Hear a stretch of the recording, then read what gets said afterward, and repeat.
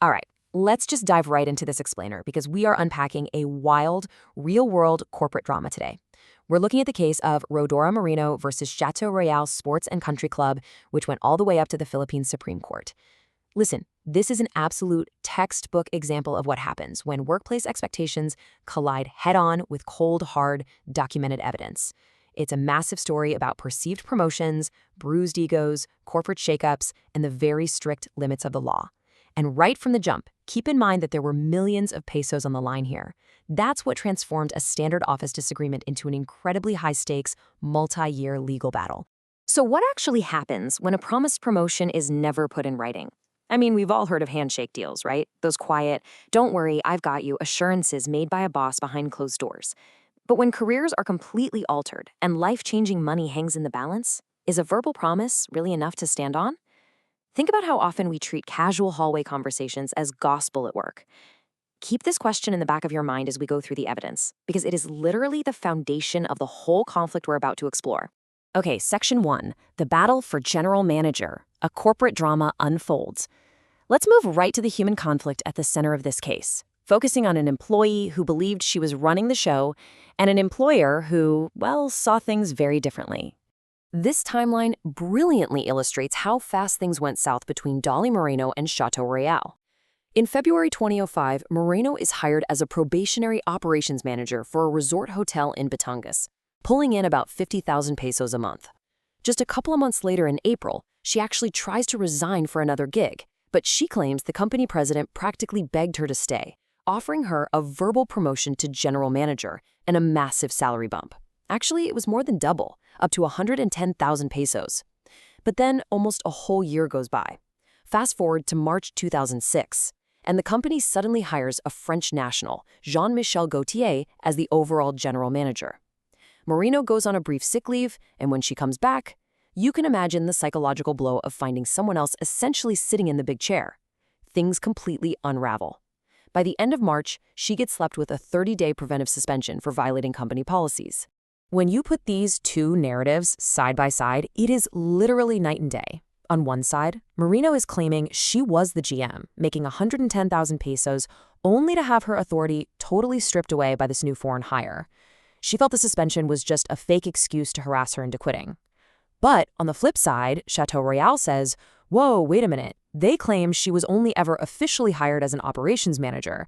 They brought in a new overall GM to handle macro coordination, not just for their hotel, but for several sister companies. And that suspension? They said that was based on real security reports of her husband smoking in her office and the unauthorized use of a company golf cart. Section 2, defining constructive dismissal, the legal pivot. So, to really get this, we have to understand the exact legal battleground where this dispute was fought. Let's define the core legal concepts Moreno used to sue them. Constructive dismissal is essentially when your boss doesn't technically fire you, but they make your working life so incredibly miserable that you literally have no choice but to pack up your desk and leave. It's a termination in disguise brought on by conditions designed to push you out the door. But here's the catch. For a court to actually recognize constructive dismissal, you have to check some very specific boxes. You can't just be unhappy with your boss. You have to prove continued employment was functionally impossible. You need to show a tangible demotion in rank or a clear pay cut. There has to be outright discrimination or an environment so unbearable it's suffocating. Moreno genuinely believed the new GM's arrival and her 30-day suspension checked every single one of these boxes. Moving to Section 3, management prerogative under fire. The employer's defense. We have to look at the other side of the coin, because a business isn't exactly a democracy. Chateau Royale argued that bringing in a new GM was simply them exercising this fundamental right. Management prerogative basically means an employer can organize its workforce and run its business however it sees fit, as long as it's done in good faith and not just to trample on workers' rights. They argued they were just trying to efficiently run a complex group of resort companies and needed a top-level guy to coordinate all of it. So, what did Moreno actually bring to the courtroom to prove they were forcing her out? Well, she leaned hard on three things. First, that verbal promise from the president. Second, an organizational chart handed to her by an accounting clerk while she was out sick, a chart that mysteriously left her name off the leadership structure. And third, the sudden suspension memo, which she claimed was handed over by an HR manager pressuring her to resign on the spot. But Chateau Royale? They brought the receipts. Notice the absolute lack of a paper trail on her side versus theirs. the employer leaned entirely on documented evidence. They produced her original signed appointment letter, explicitly naming her as an operations manager, not a GM. There was zero written evidence of 110,000 peso salary anywhere in the company files. And the suspension? They produced a formal, written informative report from their security officer detailing the exact times and dates of her policy violations.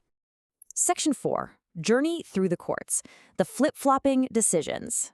The sheer complexity of this dispute becomes painfully obvious when you look at how the lower tribunals handled it. This is where it gets crazy, because the lower courts completely disagreed with each other. Step 1, the labor arbiter actually sides with Moreno. They felt the suspension didn't fit the crime and awarded her a staggering 2.9 million pesos in back wages, calculated at that verbal 110,000 peso rate. Imagine winning that kind of money. But then, step 2, talk about emotional whiplash. The employer appeals to the National Labor Relations Commission, and they completely reverse the decision, throwing the entire complaint out. They say her feeling singled out was totally unsubstantiated. Moreno pushes to step 3 at the Court of Appeals, but they side with the NLRC, basically saying, look, 6 months passed between your supposed promotion and this new guy getting hired, and you never once tried to get your promotion in writing. Section 5. The Supreme Court verdict. The final gavel. Ultimately, the Supreme Court had to step in and put an end to this workplace nightmare. And they summarized their ruling perfectly with this quote: bare allegations of constructive dismissal, when uncorroborated by the evidence on record, cannot be given credence. Boom. That is the absolute supremacy of documented evidence over verbal claims. You can't just claim you were forced out. You have to prove it with clear, substantial evidence. Personal beliefs, verbal assurances, and an unofficial chart from an accounting clerk just do not hold up against formal, signed contracts in a court of law. The justices just methodically dismantled her claim. First, she totally failed to prove she was the GM. Her own appointment letter literally said operations manager and stated that verbal agreements weren't binding. Because she was an ops manager, hiring a new overall GM didn't intrude on her role. It was valid management prerogative. And lastly, that suspension was a legitimate response to a real documented security report about her rule violations. Violations, by the way, that she never actually denied on the record. But there's a fascinating twist at the end here. The employer had counterclaimed that because Moreno didn't come back after her 30-day suspension, she legally abandoned her job. The court threw that out too. They pointed out that abandonment means you want to sever the relationship. By immediately suing to get her job back, Moreno proved the exact opposite. She wanted to work. So she wasn't illegally dismissed, but she didn't quit either. The irony? The court ordered her reinstated to her old job, but without a single cent in back wages. An ironclad stalemate. So what unwritten agreements do you have going on at work right now? And honestly, how secure are they? We just saw how an unverified verbal promise sparked a years-long legal battle that ended with zero financial payout. Whether it's a promotion or a shift in compensation, if it isn't documented and signed, it basically doesn't exist when the gavel falls. Get it in writing, folks. Keep that in mind the next time a promise is made behind closed doors. Thanks for joining me for this explainer, and we'll see you next time.